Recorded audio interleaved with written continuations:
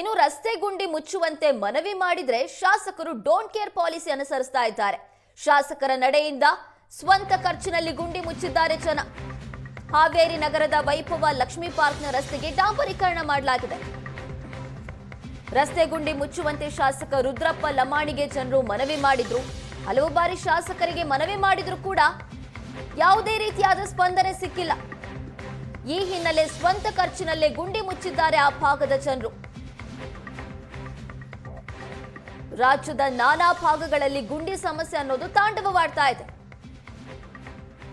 ಅದಕ್ಕೆ ಹಾವೇರಿ ಜಿಲ್ಲೆ ಕೂಡ ಹೊರತಾಗಿಲ್ಲ. ಹಾವೇರಿ ಜಿಲ್ಲೆಯಲ್ಲೂ ಕೂಡ ರಸ್ತೆ ಗುಂಡಿ ಬಿದ್ದಿದ್ದು ಇದನ್ನ ಮುಚ್ಚಿಯಂತೆ ಶಾಸಕರಿಗೆ ಆ ಭಾಗದ ಗ್ರಾಮಸ್ಥರು ಮನವಿ ಮಾಡಿದ್ರು. ಶಾಸಕರು ಮಾತ್ರ ತಲೆ ಕೆಡಿಸಿಕೊಂಡಿರಲಿಲ್ಲ, ಸ್ಪಂದನೆಯನ್ನ ಕೊಟ್ಟಿರಲಿಲ್ಲ. ಈಗ ಸಾರ್ವಜನಿಕರೇ ಸ್ವಂತ ಖರ್ಚಿನಲ್ಲಿ ರಸ್ತೆ ಗುಂಡಿ ಮುಚ್ಚುವಂತ ಕೆಲಸ ಮಾಡಿದ್ದಾರೆ. ಇವತ್ತು ಹಾವೇರಿ ನಗರದ ವೈಭವ ಲಕ್ಷ್ಮಿ ಪಾರ್ಕ್ ಅನ್ನುವಂಥ ಒಂದು ಏರಿಯಾದಲ್ಲಿ ಇದ್ದೀನಿ. ಇಲ್ಲಿ ಸಾಕಷ್ಟು ಬಾರಿ ರಸ್ತೆ ರಿಪೇರಿ ಸೇರಿದಂತೆ ಡಾಂಬರೀಕರಣ ಮಾಡಿ ಕಾಂಕ್ರೀಟ್ ರೋಡ್ ಮಾಡಿ ಅಂತ ಇಲ್ಲಿನ ನಿವಾಸಿಗಳು ಮನವಿ ಕೊಟ್ಟರು ಕೂಡ ಶಾಸಕರಾಗಲಿ ಸ್ಥಳೀಯ ಅಧಿಕಾರಿಗಳಾಗಲಿ ಯಾರೂ ಕೂಡ ಸ್ಪಂದಿಸಲಿಲ್ಲ. ಹೀಗಾಗಿ ಜನ ಬೇಸತ್ತು ಇವತ್ತು ಅನುದಾನ ಬಾರದಂಥ ಹಿನ್ನೆಲೆಯಲ್ಲಿ ಶಾಸಕ ರುದ್ರಪ್ಪ ಲಮಾಣಿಯವರ ಕ್ಷೇತ್ರ ಆಗುತ್ತಿದ್ದು ಹಾವೇರಿ ನಗರದ ಈ ಒಂದು ಏರಿಯಾ ಏನಿದೆ, ಈ ಒಂದು ಏರಿಯಾದಲ್ಲಿ ಏನು ರೋಡ್ ಹದಗೆಟ್ಟು ಹೋಗಿತ್ತು, ಸಂಪೂರ್ಣವಾಗಿ ಗುಂಡಿಗಳು ಬಿದ್ದಿದ್ವು. ಈ ಗುಂಡಿಗಳನ್ನು ರಿಪೇರಿ ಮಾಡಿಸ್ಲಿಕ್ಕೂ ಕೂಡ ಅನುದಾನ ಇಲ್ವ ಸರ್ಕಾರ ಅನ್ನುವಂಥ ಚರ್ಚೆ ಸಾರ್ವಜನಿಕ ವಲಯದಲ್ಲಿ ಆರಂಭ ಆಗಿದೆ. ಹೀಗಾಗಿಯೇ ಇಲ್ಲಿ ಶಾಸಕರಿಗೆ ಮನವಿ ಮಾಡಿ ಸಾಕಷ್ಟು ಪ್ರಮಾಣದಲ್ಲಿ ಅವ್ರಿಗೆ ರಿಕ್ವೆಸ್ಟ್ ಮಾಡ್ಕೊಂಡ್ರೂ ಕೂಡ ಸಮಸ್ಯೆ ಬಗೆಹರದಂಥ ಹಿನ್ನೆಲೆಯಲ್ಲಿ ಸ್ವತಃ ಇಲ್ಲಿನ ಸ್ಥಳೀಯ ಜನರೇ ಇವತ್ತು ಗುಂಡಿಗಳನ್ನು ಮುಚ್ಚಲಿಕ್ಕೆ ಮುಂದಾಗಿದ್ದಾರೆ. ನಾನು ನಿಮಗೆ ದೃಶ್ಯದಲ್ಲಿ ತೋರಿಸ್ತಾ ಇದ್ದೀನಿ. ವೈಭವ ಲಕ್ಷ್ಮಿ ಪಾರ್ಕಿನ ಈ ಒಂದು ರಸ್ತೆಯ ದೃಶ್ಯಾವಳಿಗಳನ್ನು ತೋರಿಸ್ತಾ ಇದ್ದೀನಿ. ವೈಭವ ಲಕ್ಷ್ಮಿ ಪಾರ್ಕಿನ ಬಳಿ ಇರುವಂತಹ ಸಾಯಿಬಾಬಾರವರ ದೇವಸ್ಥಾನದ ಮುಂದ್ಗಡೆ ಇರುವಂಥ ರೋಡ್ ಇದು. ಈ ಒಂದು ರೋಡಿನ ರಿಪೇರಿ ಸೇರಿದಂತೆ ಸಂಪೂರ್ಣವಾಗಿ ಡಾಂಬರೀಕರಣ ಅಥವಾ ಕಾಂಕ್ರೀಟ್ ರಸ್ತೆ ಮಾಡಿ ಅಂತ ಹೇಳಿ ಇಲ್ಲಿನ ಸ್ಥಳೀಯ ಶಾಸಕರಾದಂಥ ರುದ್ರಪ್ಪ ಲಮಾಣಿಯವರಿಗೆ ಹಲವು ಬಾರಿ ಇಲ್ಲಿನ ನಿವಾಸಿಗಳು ಮನವಿ ಮಾಡಿದರು. ಆದರೆ ಅದು ಯಾವುದೂ ಕೂಡ ಆಗಿಲ್ಲ.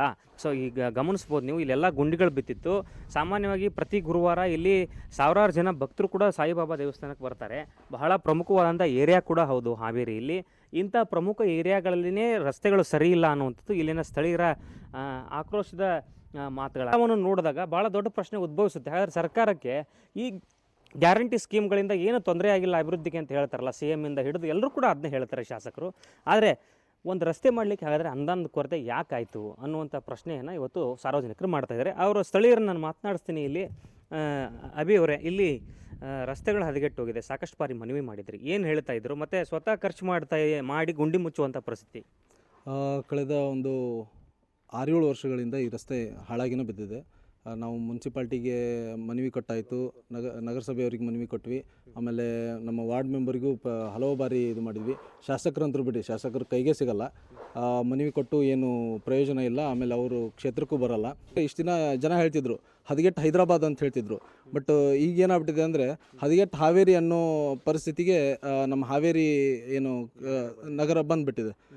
ಅಲ್ಲಲ್ಲಿ ನಿಮಗೆ ಇದೊಂದೇ ಅಂತಲ್ಲ, ಹಾವೇರಿ ವಿವಿಧ ಕಡೆಗಳಲ್ಲೂ ನೀವು ರಸ್ತೆಗಳನ್ನು ನೋಡ್ಬೋದು. ಈಗ ಗುಂಡಿ ಮುಚ್ಚಿದ್ರಲ್ಲ, ಈಗ ಎಷ್ಟು ಖರ್ಚಾಯಿತು? ಯಾರ್ಯಾರು ಖರ್ಚು ಮಾಡ್ಕೊಂಡ್ರೆ ಏನಾಯ್ತು ಇದು? ಸರ್, ಇಲ್ಲೇ ಎಲ್ಲ ನಾವು ಲೋಕಲ್ ಇದ್ದವರೇ, ಈ ಓಣಿಯವರೇ ಎಲ್ಲರೂ ಸೇರ್ಕೊಂಡು ಇದನ್ನು ಗುಂಡಿ ಮುಚ್ಚಿದ್ದೀವಿ. ಸರ್ಕಾರದಿಂದ ಇಲ್ಲಿ ಯಾರೊಬ್ಬರೂ ಬಂದಿಲ್ಲ. ಇಲ್ಲೇ ವಾರ್ಡ್ ಮೆಂಬರ್ ಆಗಲಿ, ಇಲ್ಲಿ ಸ್ಥಳೀಯ ಶಾಸಕರಾಗಲಿ, ಅಧಿಕಾರಿಗಳಾಗಲಿ ಯಾರೂ ಬಂದಿಲ್ಲ. ಇಲ್ಲೇ ನಾವೇ ಇದನ್ನು ತೊಗೊಂಬಂದು ಟ್ಯಾಕ್ಟ್ರಲ್ಲಿ ಕಡಿ ತೊಗೊಂಬಂದು ಉಸುಕು ತೊಗೊಂಬಂದು ನಾವೇ ಹಾಕಿದ್ದೇವೆ. ಇಲ್ಲಿ ಯಾರೂ ಒಬ್ಬರು ಹಣಿಗೆ ಹಾಕ್ತಾ ಇಲ್ಲ. ಮುಂದೆ ಅಭಿವೃದ್ಧಿ ಏನು ಅನ್ನೋದ್ರ ಬಗ್ಗೆ ಸರ್ಕಾರ ಅನುದಾನದ ವಿಚಾರದ ಬಗ್ಗೆ ಆತ್ಮಾವಲೋಕನ ಮಾಡಿಕೊಳ್ಬೇಕಾದಂಥ ಅಗತ್ಯ ಇದೆ. ಕ್ಯಾಮ್ರಾ ಪರ್ಸನ್ ರಾಜು ಜೊತೆ ಪವನ್, ಏಷ್ಯಾನೆಟ್ ಸುವರ್ಣ ನ್ಯೂಸ್, ಹಾವೇರಿ.